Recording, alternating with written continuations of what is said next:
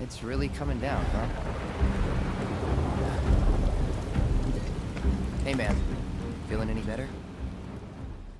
Final Fantasy has always been a franchise I have loved since the late 90s when I first experienced the series with Final Fantasy VI, which is easily one of my favorite games of all time, still to this day, and has obviously led me down this road of playing all future entries in the franchise since then.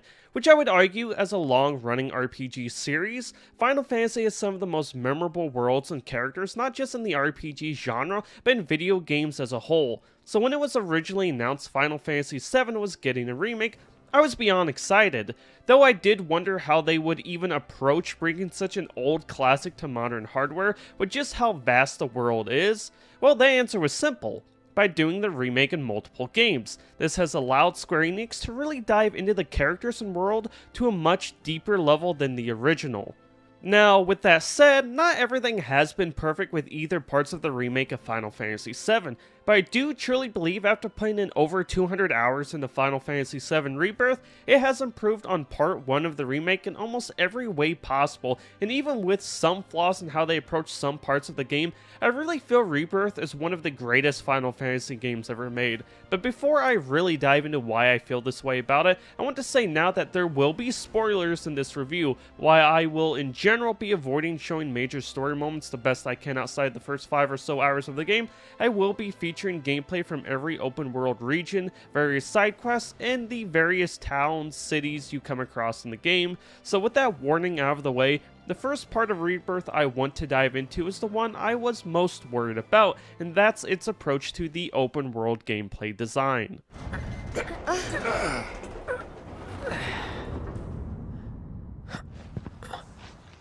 Over the years, I have slowly tired of the open world game designs we have seen so many games adopt, the quote unquote Ubisoft style endless repetitive grind that really serves no purpose other than fluffing out the runtime of a game with meaningless content that's nothing more than a checklist of items to collect for no real reward or satisfaction in doing those objectives or completing that list of collectibles by the end of it. And really thinking hard on it now, the last open world game that really drew me in and made it feel like the exploration was worth doing was probably Elden Ring, with the reward of exploring the lands between being in it revolving around finding hidden areas and bosses that challenge the player in new ways. I couldn't get enough of it no matter how long I kept playing, and somehow Rebirth has captured that feeling in a different kind of way, because I'm not going to pretend that Rebirth doesn't have the general checklist style of open world objectives, because that would be a lie.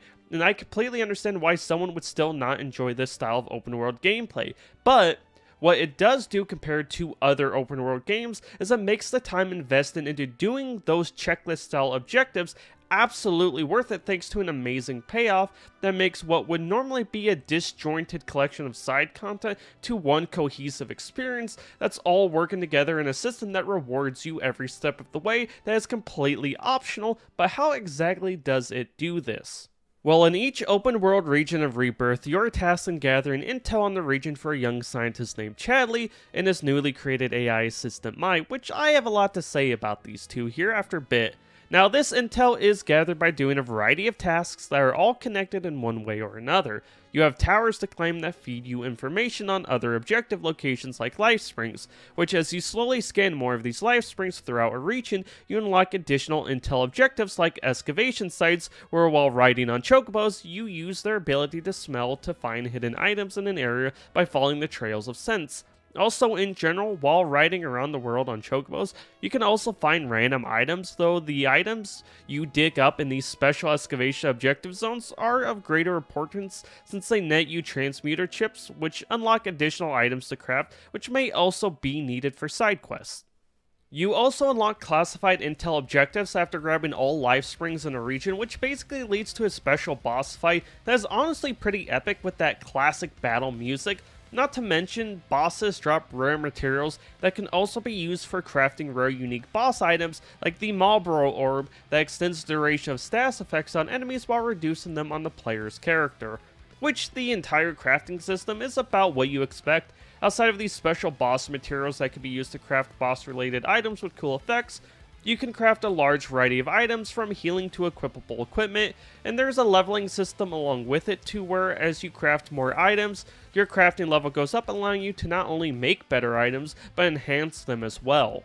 Now, going on with the other objectives you have in a region, you have Fiend encounters where you fight specialized versions of enemies under special parameters that you must meet, like defeating an enemy in a certain time limit or not allowing them to perform certain actions. You must tame chocobos in each region to be able to use them, which is done through a stealth-like mission.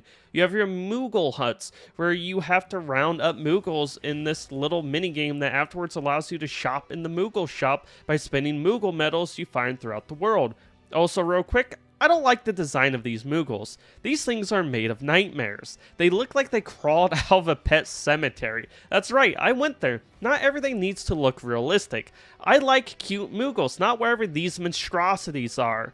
Anyways, you have these divine shrines where you do this little minigame that not only makes your summons you bring into battle more powerful, but makes it so they are easier to take down for when you attempt to acquire them.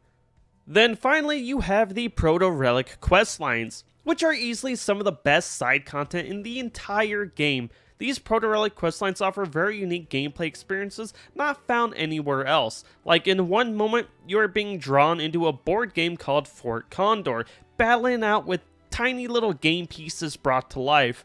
The next, you are following a beam of light emitted by a cactus statue to solve a mystery of the sands, just to find yourself doing these minigames for a tiny goblin that loves to box. And these Proto-Relic questlines across all regions lead to a final that is slowly built up to, with a connecting story weaved throughout all of them that leads to some of the most challenging fights in the entire game that were just an absolute blast to experience. Not to mention, you get some incredible cutscenes that have so much care put into them. It's wild thinking they are just side content that people could never experience or see. With that said though, that's basically everything tied to gathering intel in a region. And by gathering this intel and also assessing enemies through battle with an ability that basically tells you their strengths and weaknesses, you're not only able to develop new material to use in battle by spending the intel points you earn by doing all of this side content, which material is basically what you slot into weapons or equipment for various abilities or spells, but you also unlock a variety of combat challenges that also unlock even more new materials and usable enemy skills. Not to mention, this is also where you go to fight and unlock summons to use in battle as well. But now that I've covered how a region's intel system works in Rebirth, I hope all of you can somewhat see why I like it so much. This interconnectivity of all of this content working together in a way that not only provides a meaningful way of making your party stronger, but also provides stellar story moments and fun challenges that really rewards you for your efforts. Though I will say my biggest issue with all of this content is the fact it all runs through Chadley. As much as I like his character and am curious to see what his role is in Part 3 of the Final Fantasy VII Remake is going to be, thanks to some interesting cutscenes found in some of the side content, he and his assistant Mai are constantly interrupting and talking to you every step of the way while doing all of these intel objectives, and it can be a bit annoying at times since most of the dialogue from them really doesn't add anything meaningful to what you're doing, leading to it feeling like they are padding out the length of the side content artificially through them. Like, I don't hate these characters, I just think they could talk a bit less, and some of the side content could have been found more naturally in the world. With that said though, this isn't even all the side content the game has to offer in each region. On top of the intel objectives, you have chocobo stops where you can set up signs that give new fast travel points and a place to rest, though only through the use of an item called a cushion can you rest at them, which was an interesting choice to say the least. That feels like it has more to do with playing on hard mode than any other difficulty. Then the chocobo stops also give golden plumes, which can be spent on gear for your chocobo, which actually affects their stats when racing them, which is also kind of cool. You also have treasure areas that have hidden chests you can find. There are even companion side quests that build up your relationship with them and gives you a deeper understanding on who they are as a character, which I had a blast doing. These have a huge variety in gameplay that range from riding dolphins to training a villager to fight fiends. Even some of the more annoying side quests, like when you team up with Red to lure chickens back to an old lady, has such an incredible payoff and not only a cool boss fight, but a cutscene that literally made me fall out of my chair laughing because it was so perfect in the comedy of the situation Red found himself in. It made the pain of that chicken luring task worth it. This is wrong. This is all wrong. I don't understand. It was just supposed to be a game. Now, of course, I can't forget to mention what was easily my favorite side content in the entire game, and that is the damn card game they introduced into it called Queen's Blood, where you take turns placing cards on a board to control different squares, where your main goal is to have the most points in a row to add them to your total score when a match ends only after both players pass their turn. While sounding simple, it has a lot of strats that are fun to learn, not to mention it even has its own horror-like storyline that evolves over time as you make your way up the Queen's Blood ranks, trying to understand what happened to the creator of the game. It's just like they didn't have to go this hard on a damn card game, which outside of the cool storyline, it's just plain fun to play, and I had a blast trying to master it while trying to collect all the cards, which you're constantly being rewarded new ones with each player you beat. Not to mention you can also find various card packs and special cards through vendors, some costing money, others through spending points earned at the Gold Saucer, which speaking of the Gold Saucer, it's no secret it's crawling with minigames for people to enjoy, and minigames in Final Fantasy games aren't exactly anything new. I would even argue it's core to some of the older Final Fantasy games' DNA, like the classic Final Fantasy VII, but I do believe Rebirth might go a little too far with them. So when playing through Rebirth, one of the things you're going to notice, maybe not so much if you beeline the story, but I was doing all the content I could as I made my way through the game, and sometimes it almost felt like you're playing Mario Party with the amount of minigames scattered everywhere in the world. The Divine and Lifespring intels are like minigames. Side quests have minigames. The main story has minigames mixed in. There are so many minigames in this game that it can definitely be a bit overwhelming. Like, my favorite thing to do in Rebirth is the combat above everything else, but sometimes it can feel like it takes too much of a back seat. Like in Costa del Sol, having so many minigames being a part of the story just seemed like excessive padding for that part of the game. Notice I say seemed like, because the character interactions and bonding are really great to see and add to the overall story on why these characters care for each other so much. Not to mention you do need these moments in RPGs where characters get those moments of relaxation in the story. But sometimes it just feels like the minigames are a little too much with how often they integrate them into the main story through the middle part of the game. Like a big story moment with Barrett can feel so disconnected or drawn out since your party goes after him only to be captured and stuck running tasks for a gang so you can get to the conclusion of that big story moment. Like, it didn't ruin the moments for me because I just love these characters and do find the minigames fun to do. It's just the pacing felt so odd at times when these story beats were being told. But that's enough rambling about minigames, because it's time we dive into the meat of the game, the combat.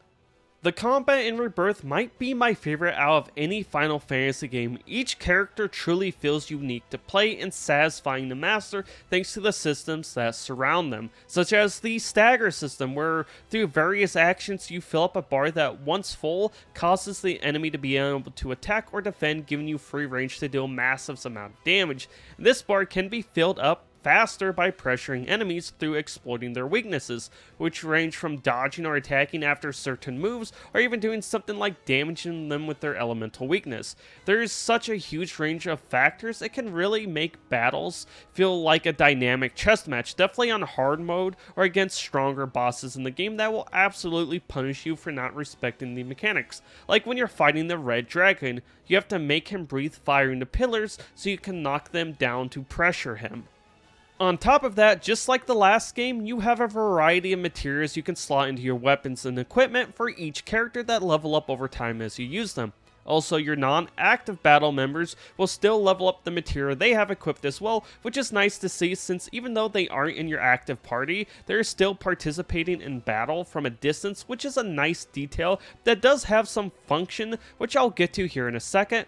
Then while weapon levels are back from part 1, they are more standard where all weapons share the same levels, and you have these individual buffs you can equip on them, and also weapon abilities are back to where after using a weapon for a certain amount of time, you unlock its core ability to use with any other weapon you have equipped. Then outside of normal individual character levels, the main progression of the characters is tied to these folios that level up with your overall party level, which is done through completing the wide variety of activities in the game like side quests, and you get some really cool new abilities through this, like the special limit break attacks that are basically an individual character's strongest moves, or the new synergy abilities, which is where various characters team up for a special attack similar to their limit breaks. Or you can even use synergy skills that are like these mini offensive combos or defensive abilities you can interweave into normal combat. Also, you can use synergy attacks with non-active party members as well, which is pretty cool. It really makes it feel like everyone, even when not in your active party, are a part of the battles. Which, like I said before, each character feels very different from one another. Barrett's gunfire and strong defensive abilities makes him a great range tank, while someone like Tifa is a stagger machine with her quick firing melee combos. Though I must say my favorite character to play as was easily Yuffie. She's an absolute versatile savage with her ability to inflict physical or magic damage on the fly, while having some of the best dodging abilities in the game to help you survive tough situations. Basically, what I'm trying to say is all the characters are a blast to play, and each really do have their own unique style that makes them stand out. Which, when you have party members split up for different parts of the story, it allows the devs to really design some of those encounters to those characters' skill sets to make those moments really interesting from a gameplay perspective. Plus, there are so many battle arenas scattered around the game that offer a wide variety of challenges, that if you're not satisfied by what's offered in the main story or some of the side quests, you will definitely find some challenges in these that will absolutely punish you for not respecting the mechanics of the game. Because if there's one thing I can say for sure, this is not a game you can button mash your way through, and I definitely consider Rebirth to be a much harder game than Remake. But as much as I could rant about the combat all day, I do want to touch on the world of Rebirth that these characters explore and battle in. So the various regions feel very different from one another and really have their own style that makes exploring them so much fun. Almost all regions outside of the grasslands and Corel has their own distinct chocobos that have a unique ability for traveling around in a region. Junon's chocobos can climb walls, Cosmo Canyons can glide, Gongagas use mushrooms to jump, and the Nebo chocobos, which are easily my favorite, use water to glide over bodies of water, which is used in very interesting ways to get into areas. Add in the fact that Corel has the wheelies and buggy to make up for not having a unique chocobo, and you have a huge list of traversal options that makes moving around the world in each new region somewhat exciting, since it's just not a repeat of the previous area, allowing them to each feel distinct since how you approach different quests or objectives are tied to this traversal. Plus, the views you get when traveling are just amazing and do a really good job at times showing just how far that Cloud and the gang has traveled. Also, I absolutely love the towns of Rebirth. They feel alive with so many people moving around having conversations. So much care went into these areas, and I never got tired of just taking it all in. It's not very often I really care to stop and take screenshots in a video game, and Rebirth made me want to do that. Also, there is a series of tasks you can do for this photographer that gets you new picture frames. So yeah, they even have content for people who like that kind of stuff as well. Though I will say, as much as I love the world, at times graphically it can be a little questionable. Like, the game looks really good in general, but there are points where you're like, damn, what am I looking at? See, I normally play games on performance mode because I'll take frame rate over graphics any day of the week, but it looked so bad in Rebirth for me, I immediately knew I was playing on graphics mode, which isn't the end of the world for me. I do think people overblow how bad playing at 30 FPS is. I'm not saying I prefer it, I'm just saying it's really not that bad once your eyes readjust to it. But outside of those, There is some terrible pop-in the game when traveling in the overworld. Then when you're somewhere like the town in Cosmo Canyon, for example, you have all these people walking through the town, but you go up the elevator and look down, there's no one to be seen, which can be a bit jarring. Not the end of the world stuff, and by no way affected my experience really, but just thought it was worth noting. In terms of general performance though, I believe I had maybe frames drop 4 or 5 times in the 200 plus hours I played, which I think is pretty damn good all things considered. Now, with that said, you obviously can't really talk about a Final Fantasy game without mentioning the story. Well, the story of Rebirth in general is amazing. The way the characters grow alongside one another through their interactions and range of personalities that clash with one another is amazing. Aerith and Tifa's friendship truly shines in this compared to the original. Barrett's redemption to overcome his past is amazing. Yuffie's antics really bring comedy to the party despite dealing with the pain of losing a close friend, and so on. Square Enix really has captured the party dynamics of these characters, and honestly, I believe they are some of the best, if not the best, they have done. Cloud and the party really do feel like they are learning to trust one another through these hardships they face, and the game makes you a part of that experience by having these one-on-one moments with characters that builds up your relationship with them, which ultimately can lead to some romantic or funny moments depending on where you sit with some characters by a certain point in the game based on these choices and the side quests you choose to do with them. And it's not like the main cast are the only ones who get love. So many other characters from the first game gets their story arcs extended into Rebirth, and some of these side quests that makes the payoff of playing the first game really worth it. I really just love the storytelling overall in Rebirth, though I will say I think the final chapter is completely unhinged, and while I don't dislike where they're going with the story personally, I feel like a certain moment from the original game was somewhat poorly executed. For spoiler reasons, I'll leave it at that for now. Though I will say Rebirth has to have one of the best soundtracks in not only the Final Fantasy franchise, but in all of gaming. I swear they made music for almost every little possible thing in the game. Just listen to this.